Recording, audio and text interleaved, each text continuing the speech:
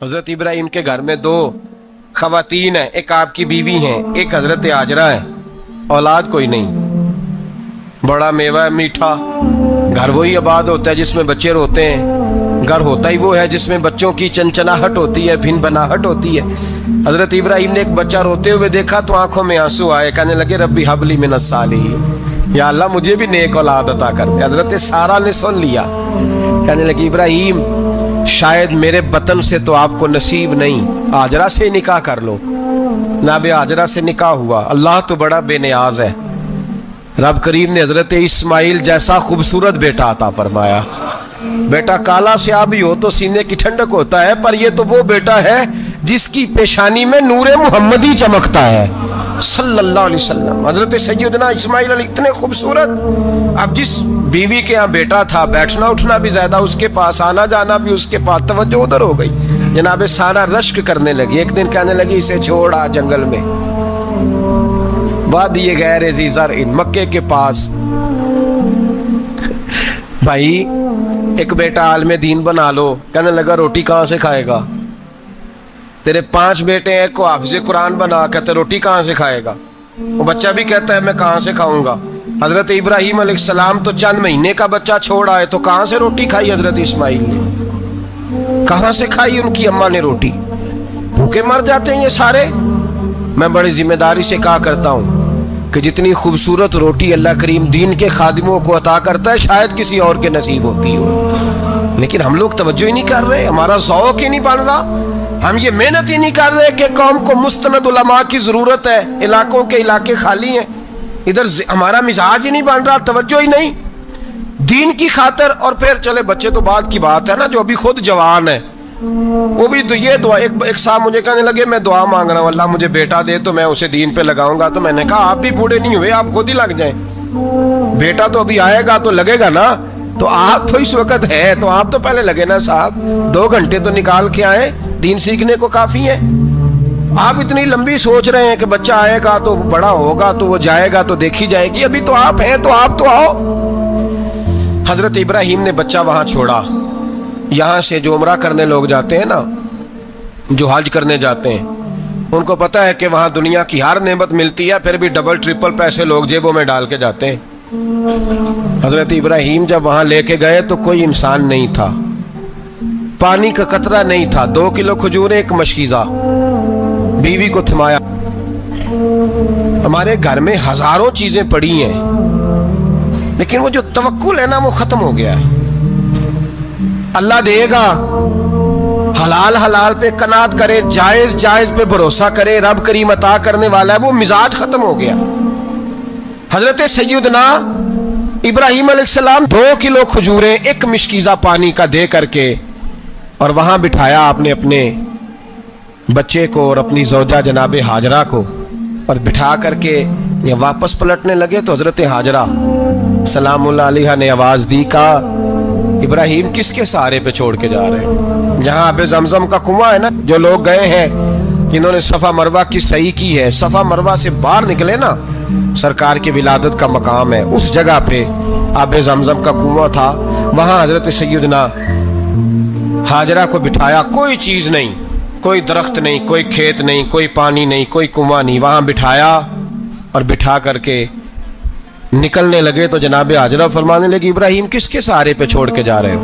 कहने लगे अल्लाह के सहारे पे।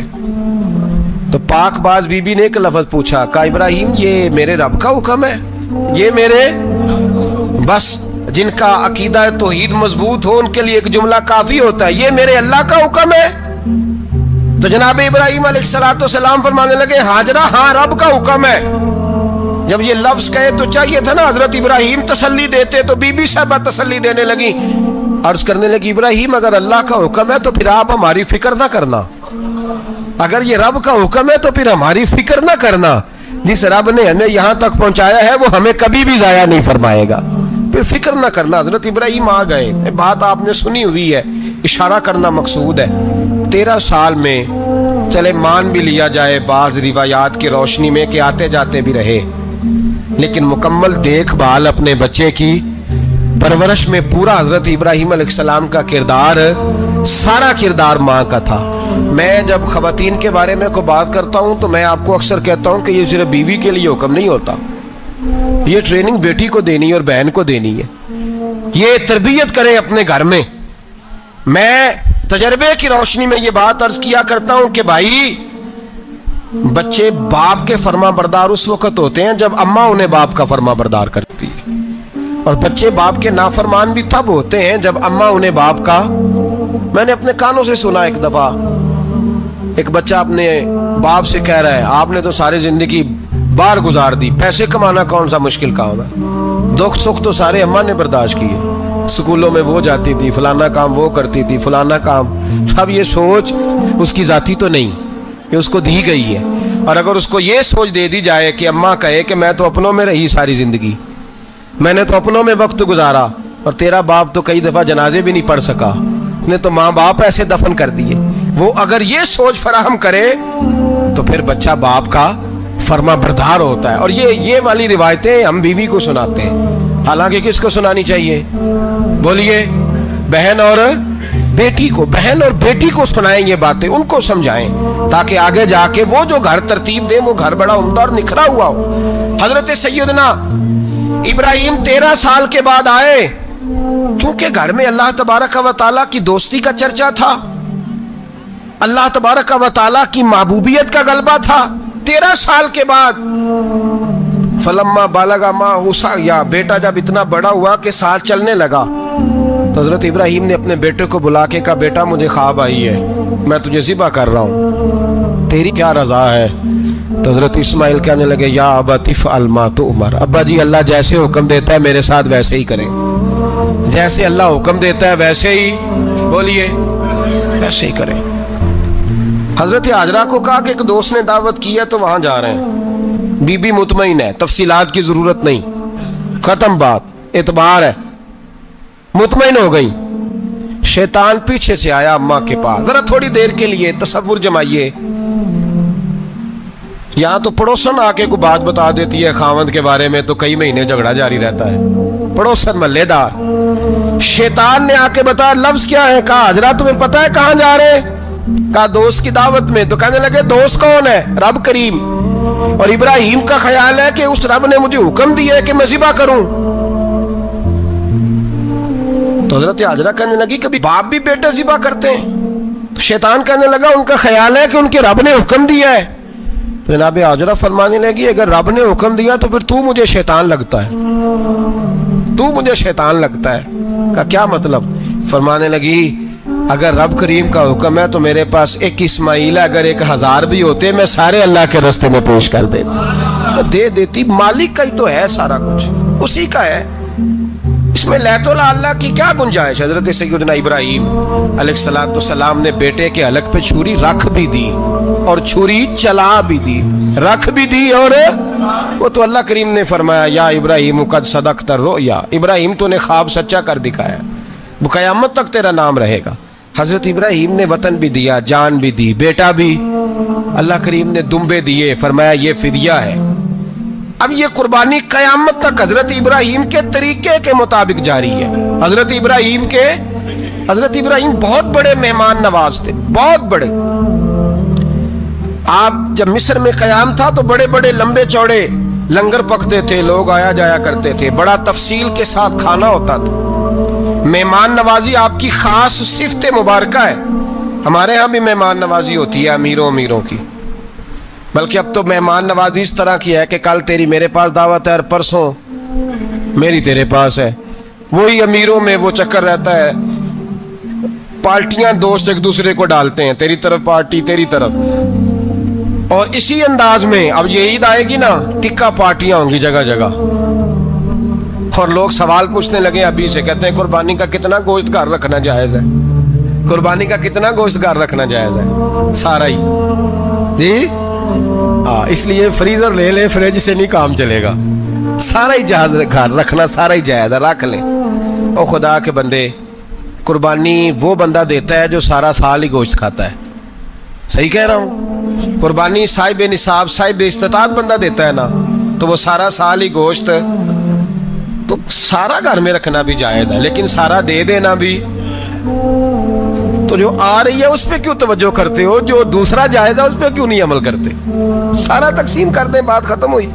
یقین کریں، محرم میں جا کے دوست ٹیلی فون کر کے سوال پوچھتے ہیں، کہتے ہیں صاحب سنا ہے قربانی کا گوشت محرم میں کھانا جائز نہیں۔ میں کہ نہیں، ربیع الاول چ بھی جائز جے، رجب رمضان تک کھاؤ، کوئی بندہ نہیں منع کرتا، اس لیے کہ کسی کو دینا تو پسند ہی نہیں، یا پھر اس میں سے جو خاص خاص چیزیں ہیں وہ اپنی فریج میں، اور باقی جو ہے وہ دوسروں کے لیے۔ یہ کیا طریقہ ہے ہمارا؟ قربانی اسلام کا ایک خوبصورت ترین عمل ہے، یہ محبوب ترین عبادت ہے اللہ تعالیٰ کی۔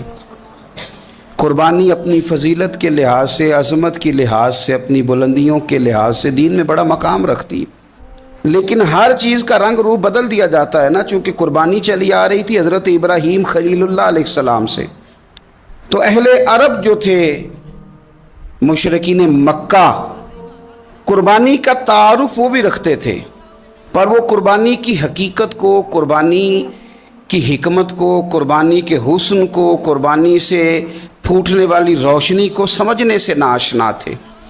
وہ کیا کرتے تھے کہ جب وہ کوئی قربانی کا جانور ذبح کرتے تو اس کا جو خون ہوتا وہ بیت اللہ شریف کی دیواروں کے ساتھ مل دیتے، قربانی کے جانور کا جو گوشت ہوتا وہ لا کے بتوں کے سامنے رکھتے کہ یہ خون کعبے کی دیوار سے خون ملنے سے اور بتوں کے آگے گوشت رکھنے سے شاید ہماری قبولیت ہو جائے گی، ہم نے جانور ذبح کیا ہے۔ کمال ہے میرے رب کریم کی کتاب کا انداز بھی۔ قرآن مجید مختصر الفاظ کے اندر، مختصر جملوں کے اندر، اجمال کے اندر اتنی بڑی تفصیل بیان کر دیتا ہے کہ انسان کے ذہن کے، دل کے، دماغ کے دریچے کھل جاتے ہیں۔ اللہ کھانے پینے سے پاک ہے، بے نیاز ہے مالک۔ رب کریم نے فرمایا لن ینال اللہ لحومها، فرمایا ہرگز نہیں پہنچتا اللہ کی بارگاہ میں تمہارا گوشت، ولا دماؤها، اور نہ ان کے خون، نہ اس جانور کا گوشت اللہ کی بارگاہ میں پہنچتا ہے، نہ خون پہنچتا ہے، تو مالک پہنچتا کیا ہے؟ ولیکن ینالہ التقوی منکم، بلکہ رب کی بارگاہ میں تو تمہارے دلوں کا تقوی پہنچتا ہے۔ تمہارے دل میں کیا ہے، تم اپنے رب کی رضا کتنی چاہتے ہو، یہ بات جاتی ہے۔ گوشت اور خون تو یہاں رہ گیا، فرمایا نہ اللہ کی بارگاہ میں خون پہنچ رہا ہے جانور کا، نہ گوشت پہنچ رہا ہے، دل کا تقوی پہنچ رہا ہے۔ معنی کیا ہے کہ جانور خریدتے وقت بھی اپنے دل سے پوچھنے نا تیرا دل کیا کہتا ہے، نیت کس سے جانور تو لے رہا ہے، تیرا ارادہ کیا ہے، اور جب تو ذبح کرے تو بھی اپنے دل پہ توجہ رکھ، تیرے دل میں اس کے لیے کیا ہے، تیرے دل کے اندر تقوی کتنا ہے، اللہ کی رضا حاصل کرنے کا جذبہ کتنا ہے۔ اور جب تو اس کا گوشت بانٹے تو پھر بھی تیری نظر آنے والے بندے پر نہیں ہونی چاہیے، جس گھر میں گوشت جا رہا ہے اس گھر پر تیری نظر نہیں ہونی چاہیے، بلکہ تیری نظر تو رب کی رضا پہ رہنی چاہیے۔ اللہ کی بارگاہ میں جو چیز جائے گی وہ دل کا تقوی جائے گا، اپنے دل پر محنت کی جائے، دل کی خواہشات، دل کی نیتوں کو، ارادوں کو صحیح کیا جائے۔ ایک آیت نے سارا فلسفہ بیان کر دیا کہ نہ وہاں خون جاتا ہے نہ گوشت جاتا ہے، وہاں تو تمہارے دل کا تقوی جاتا ہے، تو جس چیز نے وہاں جانا ہے اس پر زیادہ توجہ ہونی چاہیے تھی، اس کا زیادہ خیال ہونا چاہیے تھا۔ یہ فلسفہ ہے قربانی کا کہ آپ کی نیت کیا ہے، کسی کام کے لیے آپ کا ارادہ کیا ہے۔ ہمارے ہاں قربانی کے ساتھ جس طرح جانور منسلک ہے نا، کہ قربانی میں جانور ہونا بڑا ضروری ہے اور قربانی کے لیے پیسے ہونا بڑا ضروری ہے، اسی طرح قربانی کے اس سارے سیزن کے اندر کسائی کا بھی بڑا رول ہے، اس کا بھی ایک بڑا کردار ہے، وہ بھی بڑی اہمیت کی حامل پرسنالٹی ہے ان دنوں میں، اور پہلے سے بڑے سارے معاملات ہیں، اور اس دن کسائیوں کے جو معاملات ہیں ان کی جو بھاگ دوڑ ہے وہ بھی ایک پوری داستان ہے، چونکہ بہت ساری جگہوں پہ انہوں نے جانا ہوتا ہے، اور جہاں وہ بیٹھے ہوتے ہیں ان کو بھی کافی جلدی ہوتی ہے کہ جلدی سے جانور ذبح ہو جائے، جلدی سے گوشت بن جائے، اور جس جگہ انہوں نے بعد میں جانا ہوتا ہے ان کے بھی 15 فون آ چکے ہوتے ہیں، تو وہ جو خاص اسلام حکم دیتا ہے اس موقع پر، اور نبی پاک علیہ الصلوۃ والسلام کی جو خاص نصیحتیں ہیں اور حضور نے جو خاص احتیاطیں بتائی ہیں وہ احتیاطیں پوری نہیں ہوتی. دیکھیں آپ اس فلسفے کو سمجھیں کہ قربانی کی تعریف یہ ہے کہ مخصوص جانور مخصوص وقت میں اللہ کی رضا کے لیے ذبح کرنا ہے, اللہ کی رضا کے لیے. اب یہ نہیں ہے کہ آپ نے فٹافٹ آؤ دیکھا نہ تاؤ دیکھا, جس طرح کی چھری آپ کو مل گئی جس طرح ہو سکا بس اس کو مار دینا ہے, اسے ذبح کرنا ہے اور اچھے طریقے سے کرنا ہے. یہ حدیث آپ کو سیاستہ میں ملے گی, مسلم شریف میں ملے گی, ابو داؤد شریف میں ملے گی. حضرت شداد بن اوس رضی اللہ تعالیٰ عنہ حدیث کے راوی ہیں. نبی پاک صلی اللہ تعالیٰ علیہ وسلم نے فرمایا احسان کرنا اللہ نے فرض کیا ہے ہر چیز پر, مالک نے ہر چیز پر احسان کرنا فرض کیا ہے. تو فرمایا جب تم ذبح کرو تو اچھے طریقے کے ساتھ ذبح کرو, چھری کو تیز کرو, اور فرمایا ذبح ہونے والے جانور کو آرام پہنچاؤ. اچھے طریقے سے ذبح کرو, چھری تیز ہو, اسے آرام ہو, اسے تکلیف نہ پہنچاؤ. اچھے طریقے سے ذبح کرو, اسے ٹھنڈا ہو لینے دو, پھر اس کی کھال اتاری جائے, تھوڑی احتیاط کی جائے, اچھے طریقے سے چیزوں کو لیا جائے. آپ دیکھیے حضور ایک بات کرتے ہیں لیکن سوچ کے دھارے بدل کے رکھ دیتے ہیں. رسول کریم صلی اللہ تعالی وسلم گزر رہے تھے تو ایک شخص نے بکری کے پہلو پر پیر رکھا ہوا تھا اور وہ چھری تیز کر رہا تھا. یعنی بکری کو اس نے گرایا ہوا ہے, لٹایا ہوا ہے, اور پہلو پر پیر رکھا ہوا ہے, اور ساتھ ساتھ وہ چھری تیز کر رہا ہے. تو نبی پاک صلی اللہ تعالی علیہ وسلم نے کیا خوبصورت بات ارشاد فرمائی. حضور علیہ الصلوۃ والسلام فرمانے لگے تم اسے 2 موتیں دینا چاہتے ہو, دوہری تکلیف میں گویا تم مبتلا کرنا چاہتے ہو, اس کے سامنے ہی تم چھریاں تیز کر رہے.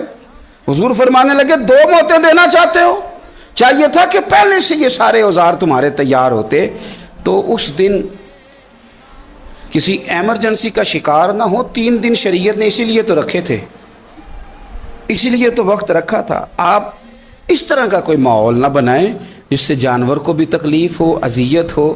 میں نے کہا کہ میرے کریم فرماتے ہیں رب نے ہر چیز پر احسان کرنا فرض کیا ہے. اچھے طریقے سے ذبح کریں, چھری کو تیز کریں, جانور کو آرام پہنچائیں. پوچھو نا ہم سے کیا کیا عطار نے دیا. امیر سنت کے ان اسلامی بھائیوں سے دوستوں سے ملا ہوں جو 50 سال سے جانتے ہیں. ہم نے الیاس قادری کو 50 سال پہلے